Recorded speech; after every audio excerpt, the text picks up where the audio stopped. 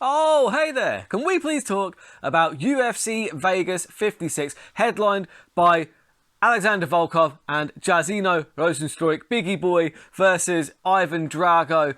Yeah, it's going to be huge. Big heavyweight fight. Two big heavyweight strikers as well. That's going to be fun as all hell. Let's be fair. Who doesn't love watching two gigantic men just beat the tar out of each other for our entertainment? That's what I'm into, and yeah, so I'm going to be looking at the cut. There are three fights that have kind of jumped out at me where I think there might be a little bit of value in some of the odds. As always, the bets are terrible, but I like to put them on for entertainment and just for a bit of fun. It's like an MMA scratch card, if you will. I put on some, three kind of bets that I make excuses for in my head as to they could come off. Reality check, they're probably not. Yeah, and it's like having a scratch card, except you get to watch people punch each other in the face whilst the scratch card plays out. So that sounds good. Stay with me for the Burt Locker Fight Sim 15 for UFC Vegas 56.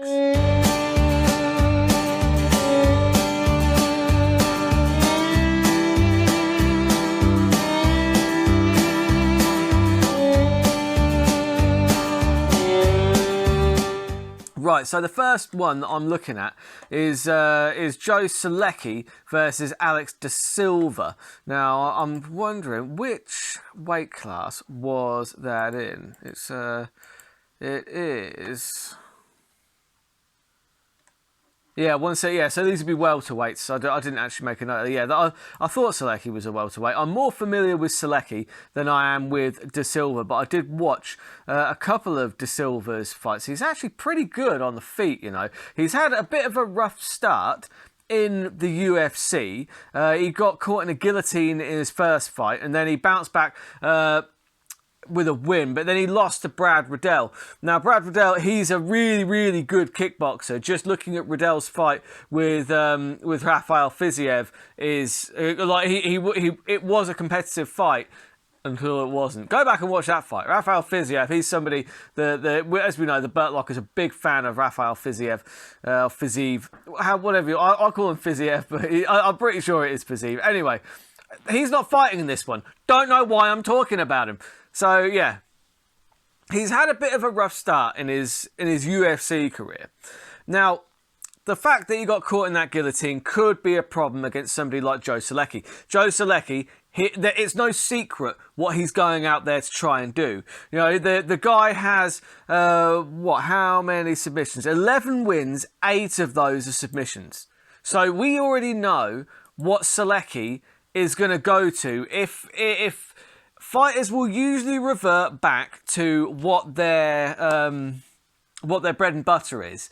When things start kind of going wrong, you get hit in the face a few times, you'll go back to your grappling if you're a grappler, so on and so forth. So we know, like, when push comes to shove, where Solecki is going to try and take this fight, and don't blame him. He's very good on the ground. Extremely good. He gets a lot of submissions, lots of guillotines, lots of rear naked chokes, rather. A couple of guillotines, but it's mostly chokes. Rear naked chokes, arm triangles and guillotines would be Solecki's go-tos, as it were. So, Solecki, though, he does have to be careful on the feet with Da Silva. Da Silva has a very slight reach advantage, 3 inches. I mean, 3 inches it's not that small. That will help him in kickboxing range.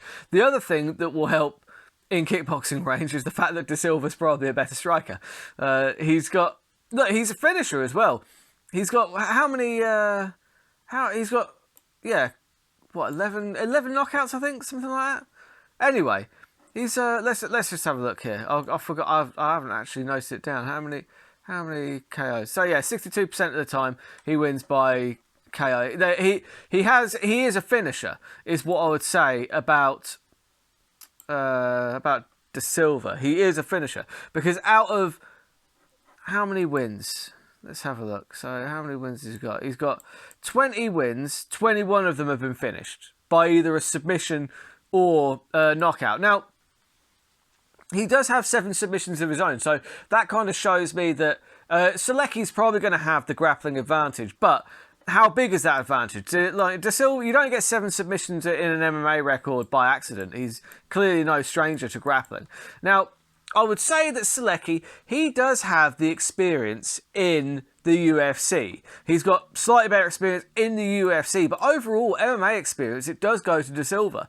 And with that being said, when you look at Selecki, you know, he is going to be going for the ground submissions. I think that De Silva probably is slightly more diverse in the ways that he can finish this, because I think that Selecki's only got one knockout that I can see, and yeah, so obviously, you know, you compare that to De Silva's record. I think that De Silva's probably got more ways to win this one, and he does have the reach advantage. Every round starts standing, so for that reason, I am taking De Silva by knockout.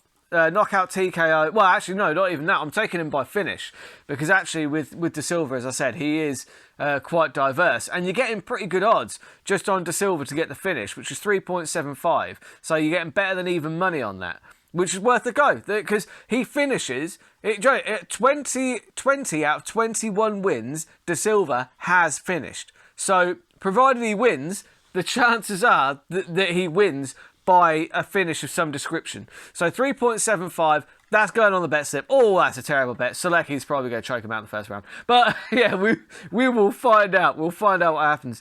Then we've got Alonzo Menefield taking on Askar Moharov. Ukrainian fella. He's been referred to as the Ukrainian Conor McGregor, which I don't really see the similarities other than shit tattoos on your chest. That's literally the only similarity I can see. Although, look, no, Moskov, I'll call him Askar because it's easier to say. Askar, he's on a bit of a tear. His last 4 wins were first round stoppages due to strikes, punches, kicks, you name it. Now, his record is a matter of some dispute. 21-12 at the start of the week. It's now 19-12. It's a mess, really. But what isn't disputed is the fact that actually his last 4 fights, he's won by first round, strikes. That isn't disputed. Those were on TV. We saw those. So, whilst his record can be disputed, the fact that he comes out fast and swinging can't really be disputed. We've seen that fairly recently. Now, Menefield, he can be dangerous. He is a very, very good fighter. Lately, we haven't really seen that, though. It's been kind of frustrating because I had really high hopes for Menefield. I think Menefield, he does have the skills to do big things in that light heavyweight division. But I don't know, like when you look at how he performed against William Knight, it's kind of like, wow. I know he was tentative about Knight's power because Knight does have big power, but somebody who is as slow and plodding as William Knight, I feel like Menefield should have done better in that one, really. And yeah, you saw him get knocked out against Ovince St. Preux. Ovince St. Preux just looked good that night, I guess, because you never know which Ovince St. Preux is going to turn up. Do you know what I mean? Ovince St. Preux is either dog shit or brilliant. So unfortunately, Menefield ran into him on a night where he was brilliant. So that being said, I don't think, look, Menefield, he's going to be at a height disadvantage here as well. I do find it odd that Askar's 6'3", so he's got 3 inches in height, but he's still only got he's still at a 2-inch reach disadvantage. And yeah, Menefield is the favourite in this one. I think mostly because, obviously, Askar has not fought in the UFC yet. You would have to say that Menefield has fought better competition. That's probably not really a matter of dispute, much like, Askar's record. However, my concern for Menefield here is that, especially recently, he does have a habit of starting pretty slowly. He's a kind of Donald Cerrone in that respect. He starts slowly. Once he gets going, he can build. Now, I don't know if that's because he maybe has a problem with cardio as the fights go longer. When you look at how he's built like a fucking tank. And the problem when you're built like that is you need a lot more oxygen to those muscles. And that can mean that you'll get tired quicker. So I don't know if he starts slow because he's saving himself for the later rounds or what it is, but the fact is Menefield generally starts pretty slow, and when he's fighting a guy that has 4 first round knockouts in a row, I'm kind of thinking, oh, that could be a problem. So I'm rolling the dice on Askar here. Look, Menefield is too slow to get off the blocks. Askar is +3 to get the knockout. That's 2-1. It's even, you know, so you've got the knockout in round 1 is 5, so you've got 4-1 on that for Askar, which honestly the odds don't slip high enough for me. Had that been around 8, I'd have had a go on that, but honestly that's not high enough for me to just go with that over just the knockout or TKO any time, because just you know what will happen when you put a bet on round 1, the knockout will come in round 2. I mean, of course, Menafield could just batter him. Like, Menafield is a stud athlete. Like, let's not count Menafield out here. I'm by no way doing that. But like I said, just based off the fact that Menafield's a slow starter, I think that you know, Askar having 4 first-round knockouts, he's going to come out fast. He's going to come out swinging. It wouldn't surprise me to see it in the first round. But yeah, I'm taking the 3s on Askar to knock out Alonzo Menafield anytime. That is +3. That's going on the bet slip. Then you've got the main event, Alexander Volkov against Jairzinho Rozenstruik. Drago versus Biggie Boy. This is a really interesting fight. I'm so looking forward to this one. You know, you've got two giant strikers, right? Because Rozenstruik, he's 12-3 in the UFC, but I mean his kickboxing record, I forget what it is. It's more than 70 fights, and I think it's about 70 knockouts as well in kickboxing, something like that. Anyway, his kickboxing record is frightening, and he's a headhunter. He is a headhunter. He's always got that power. He's looking for the knockout, because out of his 12 wins, 11 are by knockout. He just he's got big power. He's got very good technical striking. He's a very good counter puncher. Now, Volkov is also very dangerous. Also a very dangerous kickboxer. It's why this fight has got fireworks written all over it. And I can't wait to see it. Because Volkov, he's 6'7", but he only has a 2-inch reach advantage here, which I thought he would have a bigger reach advantage. But I think the really telling reach advantage for Volkov is his leg reach. He's got quite a pronounced advantage with the leg reach, and that could be an issue for Rozenstruik, because front kicks are something that Volkov uses quite a lot to keep that range. The front kick to the gut, just keeping that range and then picking them off from distance. You saw what he did to Alistair Overeem and to Walt Harris as well. Drago Volkov, he can finish fights. He's very, very dangerous on the feet. We've seen in the last couple of fights that he's really been beaten by speed. Speed has killed him. Cyril Gane, it just looked like Volkov couldn't quite get there quick enough. The speed really put a scaring into him. Aspinall did the same thing, even on the feet. Before Aspinall submitted him, it was the same thing still. It was the speed on the feet that he looked better everywhere. So Volkov has had a rough couple of matchups here, and now honestly, I think that this is a fight that Volkov could win, but adversely, I think it's a fight that Rozenstruik could win. It's very close on paper, which is what makes this so interesting, honestly. Rozenstruik.